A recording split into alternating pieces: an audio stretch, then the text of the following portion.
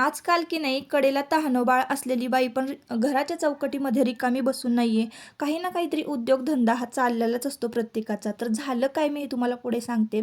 त्याआधी बघा मी हे Flipkartवरून ना काही फ्रेम मागवलेले आहे. ₹250 मला ह्या फ्रेमचे 6 पीस मिळालेले आहे. क्वालिटी एकदम एक नंबर आहे. त्याला हुक दिलेला आहे. तुम्ही उभी आडवी कशीही फ्रेम भिंतीला लावू शकता.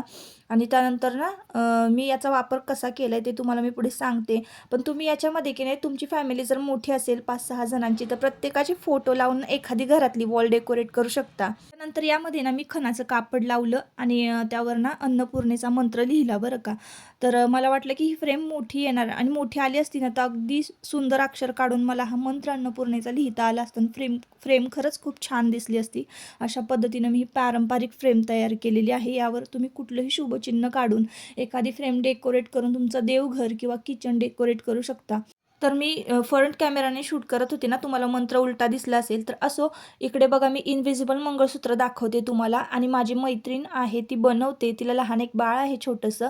तर इतकं छान ती इन्व्हिजिबल मंगळसूत्र बनवते ना. तुम्ही हे मंगळसूत्र वाण म्हणून देऊ शकता कुणालाही किंवा गिफ्ट म्हणून देऊ शकता, रिटर्न गिफ्ट म्हणून.